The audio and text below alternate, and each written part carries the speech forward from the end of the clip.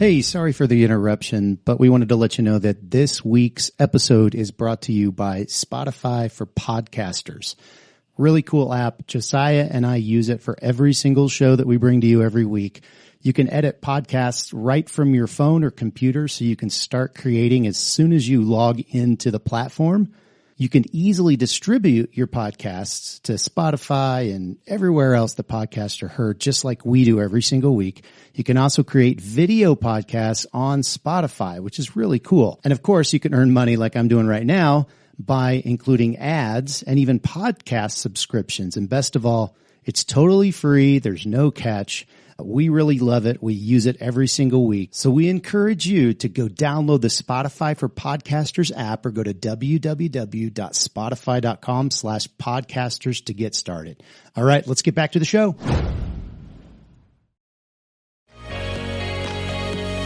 Welcome to this week's episode of the Print on Demand Cast. Each week, join Travis and Josiah as they provide insight into the print-on-demand industry and equip you with the tools, advice, and strategy you need to achieve success and hopefully have a few laughs along the way.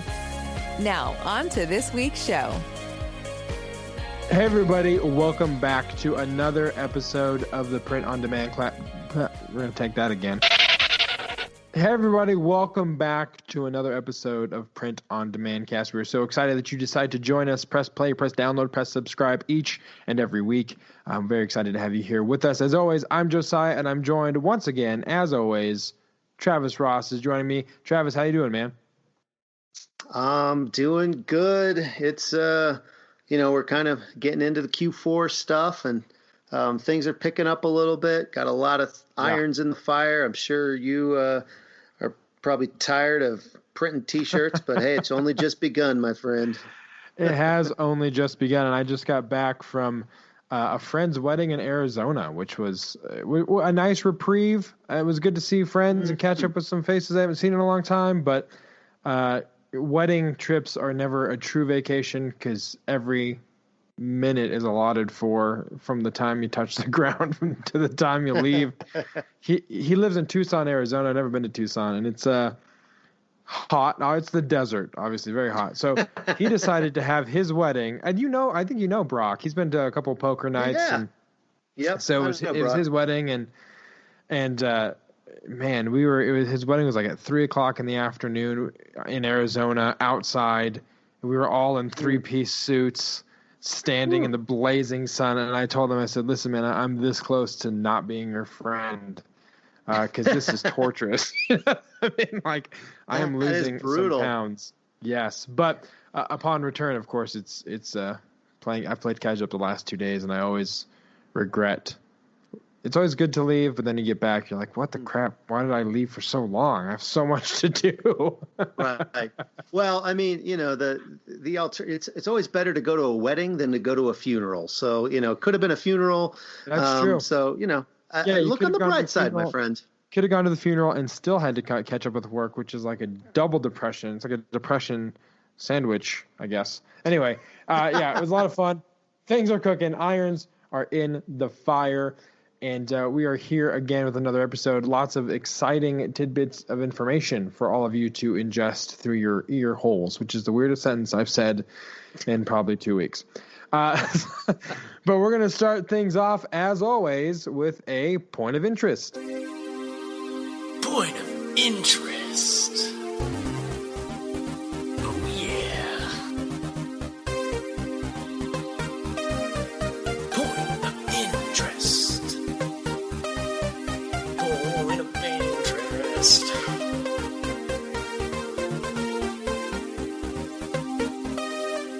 Point of interest. So, Travis, this week, the point of interest deals with a platform that you and I are familiar with. We sell on this particular platform, and they are upping their game, as they have been for a while, trying to compete with Amazon, which is kind of the granddaddy of e-commerce platforms. So Walmart is launching Walmart Fulfillment Services, which is a competitor to Fulfilled by Amazon. So why don't you break it down a little bit for us, man? Compare, contrast Walmart Fulfillment Services versus Fulfilled by Amazon. Sure. So, I mean, let's start by saying, a lot of our print on demand friends out there that are utilizing different channels to sell their wares. Probably a lot of them aren't necessarily using FBA, but if once you get kind of some traction with some of these things, FBA, which is fulfillment by Amazon, it can really help you accelerate, kind of pour gas on the fire with a particular design that's happening or whatever. And so Walmart, like you said, trying to catch up and they've really gained a lot of ground, specific on Amazon. They're doing Walmart fulfillment services. And so, so there's a few differences, like you said. One of the differences for the shopper is that there's no annual fee. So in order to get the free 2-day shipping, you just have to have a minimum of a $35 purchase. So that's kind of, different. Yeah. With Amazon, you can buy a $5 whatever widget and you still get free shipping. Not so with Amazon. Not so with Walmart, but on Amazon, you have to, fork over $100 a year to have the privilege to get that $5 pin. Sure. Let's see. On Walmart, you've got it's like a Prime badge. They call it a tag. It's a 2-day tag, and it gives that particular item a search boost, so it's more likely to come up in a search. And it also, if there are other sellers, which typically isn't the case on a print-on-demand product, but if you're selling another, a commoditized product or something else, it does increase your buy box chances, much like the Prime badge does on Amazon. Yeah. And then this was super interesting. So Walmart's kind of boasting that it's really easy to return their products. Sure. When a customer doesn't like it or whatever, they can return it easily, which I don't know if I like that or not, but because I want them to keep it, Right. But the interesting stat was that 90% of Americans live within 15 minutes of a Walmart. Isn't that insane? Wow. That is insane. That's just crazy. I mean, where do the other 10% live? Is the question. Right? Where's the other 10%? It's not within 15 minutes of a Walmart. Is it? Death Valley, I guess, if anyone populates that place, or that was a crazy statistic. And conversely, we're talking about Walmart trying to gain ground on Amazon, but their brick and mortar locations is something that Amazon is trying to catch up with them on, which is why they've acquired places like Whole Foods, and you know what I mean? They're trying to get some brick and mortar presence to help the return process, because now I can go to Whole Foods and return my Amazon product as opposed to having to print on a label and drop it off at UPS or what have you. So that's interesting. I think Walmart definitely. Yeah, Kohl's is another place that you can go for an Amazon return.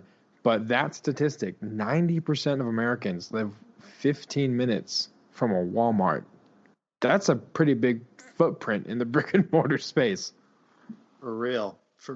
Amazon may have the hold on e-commerce sales, but Walmart definitely has the hold on brick and mortar sales. That's for sure. So contrasting WFS, which is Walmart Fulfillment Services, that's their cute little abbreviation, to FBA.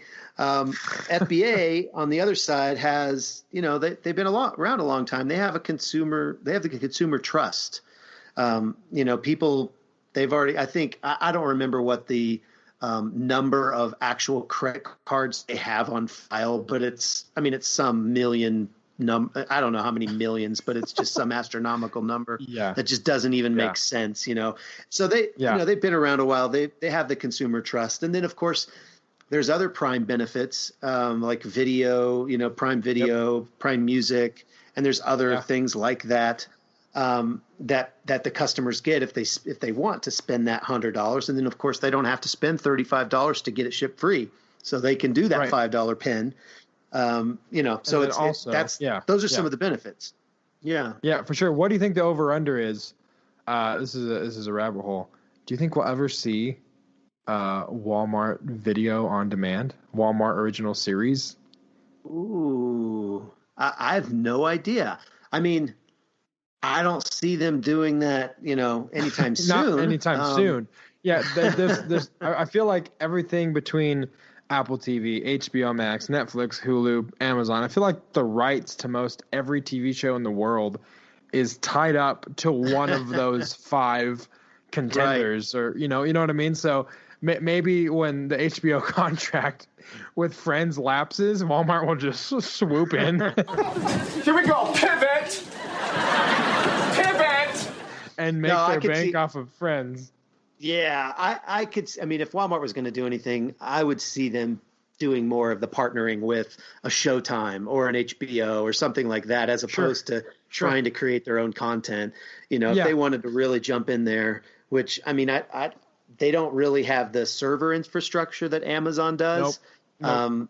You know, so, I mean, it would definitely be the next phase or next couple phases away. It's just interesting to think, if they're trying to compete with Amazon, where does that stop? Or are they going to be good with just competing on the online sales? Are they going to want to try and stick it to them in other areas as well? Like it's just an interesting thought as to what could happen. I mean, I think Amazon has, but most people don't realize, but their server, like what people pay to use their servers, that's actually their highest revenue, branch, I guess, if you will, or department of Amazon. And so I don't think that Walmart or anybody else for that matter really has the ability to chase that down at this point. I think Amazon's kind of got, a corner in the market. So in order to do that, I think it'd have to be a partnership. But anyway, so I think there's better chance of Amazon acquiring Walmart before Walmart starts pushing out original content. Right. So what else in the what else does FBA offer that WFS does not at the moment? Well, the one other thing that FBA does offer is commingling, and what that means is if you and again, it's probably not for a print-on-demand item because typically you're the only seller of that particular print-on-demand item. But say you were selling, a microphone, like a blue Snowball microphone, and you've somehow got a contract with Blue, and you're selling this microphone. You get it wholesale, and you're selling it on Amazon, or I'm sorry, you're selling it on. Well, yeah, you're selling it on Amazon. Somebody else also has a contract. They're also selling it on Amazon. They can do, or you can turn on what's called commingling, to where when you send in your product, the moment you say it's on the way, if you get a sale, Amazon can pull one off the shelf of somebody of another seller and sell that particular Blue microphone while yours is on the way. So there's a benefit to that because you don't have the downtime of the transit between your facility and Amazon's facility. Essentially never out of stock kind of thing. Yeah. As long as you have something on the way, they see it and they'll debit that kind of credit you, or they'll credit the other guy with your stock and vice versa. The downside of that is, like, if you're selling, and I know this to be a fact, if you're selling shoes, and one guy has the nice shoes and they're brand new and they're all nice in the box and everything, and I'm sending in my shoes, and then another guy, he throws them in a bag, and my customer is getting them in a bag, and then they leave me a bad review because they didn't get the box. So there's a good and bad with commingling. But anyway, the bottom line is that Walmart does not commingle. Amazon, you can turn it on, you can turn it off. It's up to you. But Walmart does not do that.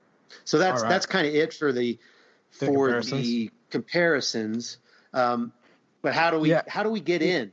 Yeah, how does that work? How does someone that's currently selling on Walmart get in? And from the research that we've done, I'll say the research that our staff has done, because that seems way more schwanky. No, but listen, if you're already a Walmart seller, you will be able to see from your Walmart seller account or seller center. It's so close to Seller Central that it's almost criminal because I get it so confused. But there's a button, and you press it. So that starts the application process as to whether or not you'll be accepted, and once you are, it's the same kind of process as fulfilled by Amazon, where you send in your inventory and you're off to the races. a couple prerequisites or a couple things that you have to keep in mind. You have to ship products to Walmart fulfillment center locations within the U.S. Do you know? I don't know if the article said. Do you know off the top of your head how many of those locations there are at the moment throughout the U.S.? I don't know how many you can send them to. Unfortunately, this particular article that our staff researched it from didn't really share that. There's a couple other things though that you need to know. They're not going to do perishable items or anything that's been regulated. Products also have to weigh under 30 pounds. So these are also differentiators from FBA, because you can sell perishable items on Amazon FBA, and you can send. They can be 30 pounds or more. And then the other thing about Walmart is that items cannot exceed a dimension of 25 by 20 by 14 inches. So they're basically doing up front what Walmart or what Amazon perhaps should have done, and are trying to kind of put the genie back in the bottle, so to speak, and limit their exposure with, people sending in massive quantities of huge items. And and if they don't have a lot of fulfillment centers either, and there's not a lot of square footage space, that kind of helps mitigate, again, the space that you have. It kind of maximize that space a little bit, I guess you could say, by those requirements, the weight and dimension requirements. So, there you have it, folks. Walmart Fulfillment Services has arrived. If you are a seller, you can apply. If you're not selling on Walmart yet, you can Google search Walmart Seller Center and apply to get on the platform and kind of start from scratch. But those are the two ways that you can access this platform. So that's it for this week's Point of Interest. And with that, we're going to move directly into the main event. Ladies and gentlemen, the main event. Travis, the main event of this episode is something that I think is always on the mind when you're building a business, but it maybe never is on the forefront or given as much consideration as it should be. And that's organization. I feel like everyone knows being organized is a good thing. Obviously, some people are way better at organization by default than others. I know for myself, I can be organized if I need to be. Left to my own devices, Lord help me. But in certain scenarios, if I need to be organized, I need to have systems for myself to keep myself in place. Then I can implement those. But in a business, organization covers such a wide variety of things that you need to kind of be forward thinking about. Right. No, it's super important. And I mean, we could literally have a whole series on this particular topic because, I mean, just like you said, it touches every part of your business. But what we're going to specifically focus on, because this is the Print on Demand cast, we're going to specifically focus on design organization and SKU organization. Yeah. And so why don't you tell the audience what is a SKU, and then beyond that, kind of tell us how you and your company has gone about the organization of your designs and your SKUs. Yeah, for sure. So a SKU is basically, when you list an item, a T-shirt on Amazon, let's say, every size is a SKU, every color variation is a SKU. It's all an individual SKU item. So it's a stock keeping unit. That's the abbreviation for it. Yep. So then you have, the design organization as well, which is there's a couple different ways you can store your designs. We use Dropbox, and we have them in various folders and subfolders. T-shirt designs, and then the date, and then the name of the design, and we match the name of the design with the name of the title that we list on Amazon, and that's typically how we've been able to find the designs we need to print when orders come in. I will say that we focused more in the beginning on scaling and getting clients and building out and getting the volume, and then just now, in the last year or so, having to really turn around and focus on the system of organization, how it works. And it's super, super hard when you're 2 years in and then all of a sudden you're like, wow, we didn't build this system with scaling in mind. And it's really hard because as we're passing on hiring production people, the system isn't as set it and forget it, to use a lack of a better term, as it probably should be. And so we run into a lot of instances where sometimes art isn't named correctly, or we named it a certain way in the beginning in the system, and we've pivoted, and now that it's of no use, and we have to go back and change it. So there's so much retroactive organization happening that we could have prevented if we were proactive in the organization of everything.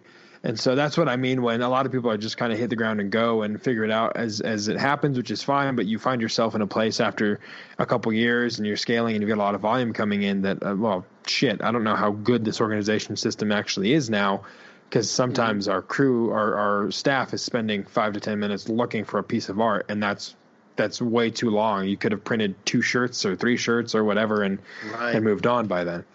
So it's something that we are having to retool and rethink, which is a growing pain and a consequence of us just focusing on other areas before organization. But I know you have locked and loaded systems and organization for design and SKU organization specifically. So why don't you tell people listening kind of how you came to that system and how it works and how you've implemented, and we'll go from there.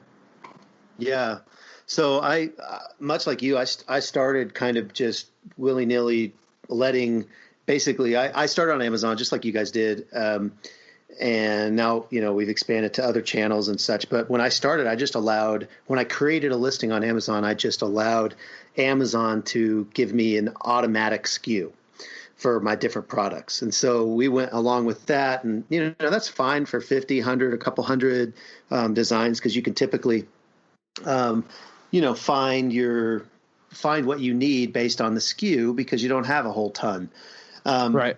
And then, so we had like a spreadsheet that had like, the SKU and the product name or something, and maybe like a link to, we also, at that time we used Dropbox, and, maybe we had them in a all of the designs together in a folder, but the designs like yours were just kind of named with the product name or the title or whatever, and didn't really have a lot of organization. And so after a few hundred listings, is like, okay, this is getting a little bit challenging, because at that time I was doing all of my own printing, in my basement basically. And right. So it was getting a little difficult. And so we basically came to a place where we started naming our designs with what we call a DID, or a design ID.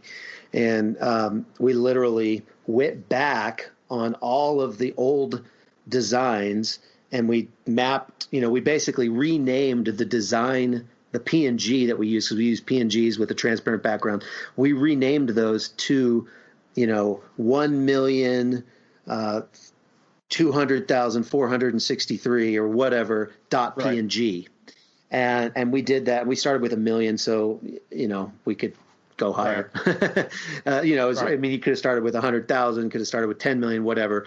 And we just said, 1 million and 1 million and 2, and we mapped them to all those SKUs. And so now our list, if you will, our spreadsheet, which has well over 40,000 lines on it, has a SKU, a design ID, a product name, a product type, a size, a color, and then it has the print URL on that particular field.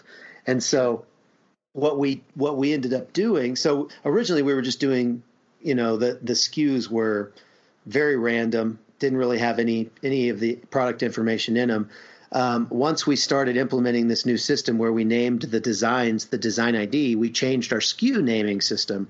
And so now our SKUs are taken from that, basically those things. So our SKUs are typically the design ID dash, and then we on our designs, we have a light and a dark version, depending on if it's going to be printed on a light or a dark shirt, or a, sure. Light is for coffee mugs because it's white, if we did a dark, et cetera, et cetera. So it'll be like design ID -L -, MG11. So that's mug, an 11-ounce mug, or MG12, or C11 or C10 or whatever. I think camping, or CM10 or something like that. And then if we have a T-shirt, it's design ID -L or D, to light or dark, dash TS for T-shirt, and then maybe it's blue, so BLU -XL, and that'll be that particular SKU. And then of course I have every color and every size of that same design ID with the different colors and the different sizes.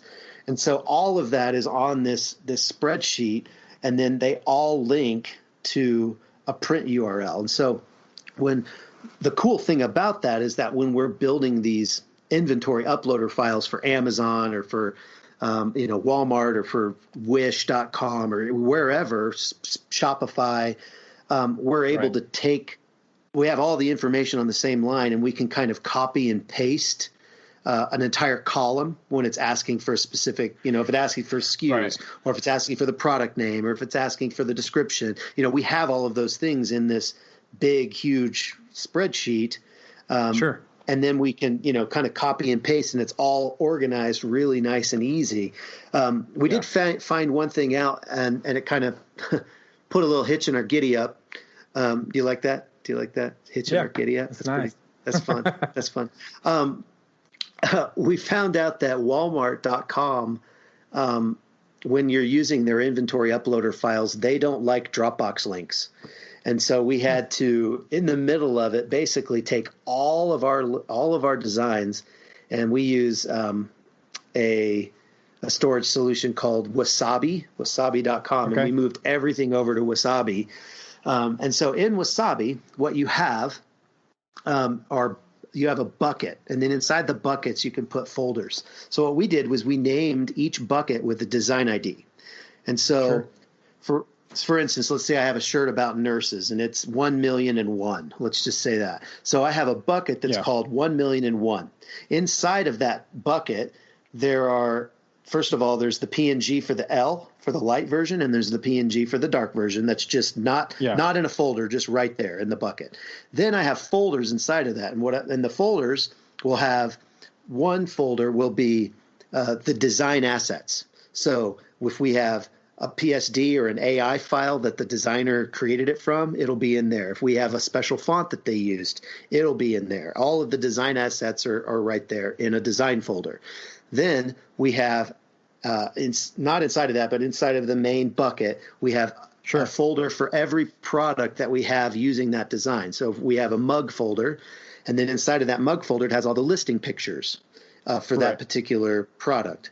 And then inside of the T-shirt folder, it has all the listing pictures for the T-shirts. If we do a camping mug, or if we do, a sign, or whatever we do, we have a folder with all of the listing pictures, all right there. So all of our data is inside of one little area, and if we ever need something, we can access it pretty quickly.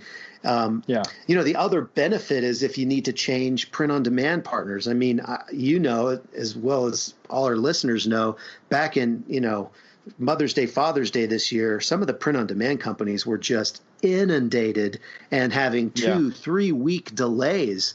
And so a lot of people were like, I can't deal with this. I need to switch to another print partner. And having all of this data like that really makes it a lot easier to switch, to kind of flip the switch if you need to, if you find that somebody else is going to be able to help you in a better way.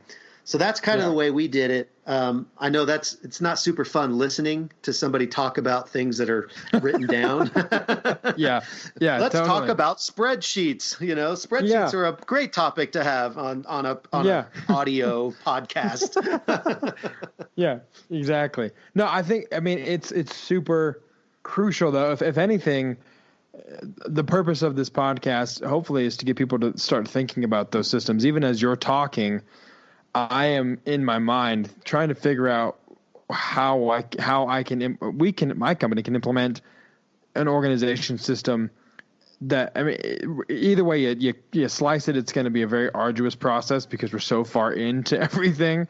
But we're going to have to figure out, it'd be figuring out a system, hiring VAs to implement that system, and then just kind of riding out that transition from the system we have now to the next. But the purpose of this, I think, is primarily to get people thinking about structuring your systems before you kind of venture. Instead of ready, shoot, aim, it's kind of a ready, aim, fire type situation, which everyone has been guilty of the ready, fire, aim scenario. I have, you have, people listening have. So hopefully the point of the goal of this is to get people just thinking about it, map it out, whiteboard it, see what makes sense. You'll probably inevitably have to make some adjustments when you start to practically implicate it, but just the idea of having a general, a parameter of what you want that system to be is so incredibly important, because we fulfill some of your stuff, and it's so easy to be like, oh, this is Travis's, that's the SKU number. Okay, it's in the spreadsheet, download the art. Okay, then you save the print file by the same number. So forever and always in our print software, we just type in that number and there's your stuff. It's just how it is. There's it's really hard to mess up, if it's all just serial based as far as the number goes. Yeah. So I think that, everyone has their own flow. Everyone has their own style, but the goal is to get people to kind of take action, even if you haven't even bought the equipment yet. Mm-hmm. Get the systems figured out so that when you're starting to roll, you find that it's super scalable. Because the ultimate goal is, when you start hiring people to your company, is make it so easy a monkey could do it type thing. Yeah. You need to. Standard operating procedures, SOPs, are super, super important, and having your stuff organized makes your SOPs even easier. You know what I mean? It's like, push, you put the fries in the fryer and you push the button and you stand there and you wait till it beeps, then you take them out of the fryer and dump them. It's very 1, 2, 3, 4. And when you have, organization and you've thought through it, it really goes a long way. And I'm not going to sugarcoat it. It took us a long time to get this, system, because we started and, like I said, we had a lot of designs, we had a lot of stuff. So my advice, if you already are printing or already doing this, keep going with your existing systems and then start building this on the side, because it's going to take a while, but, get it done. And then anything new you do from today forward, once you've implemented that system, put it in the new system.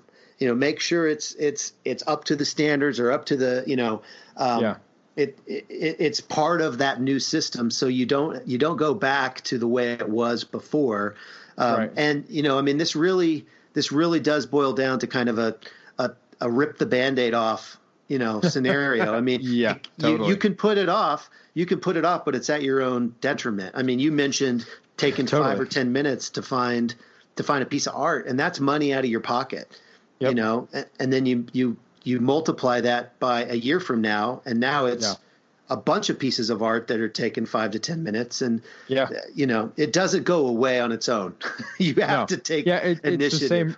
Yeah, it's the same principle, just even, interpersonal communication wise, where the notion of avoiding conflict will resolve the conflict. No, avoiding conflict results in a larger conflict, and there's usually a much bigger fallout than there would have been from the initial conflict that you avoided in the first place. So, listen, for those of you listening, I know you probably have more questions, and it's totally fine. You can always email Travis and I at info@printondemandcast.com. If you have a system that is just gangbusters, that's easy to implement, that you have found people have been able to kind of acquire relatively easily with a learning curve, but not a steep one, let us know.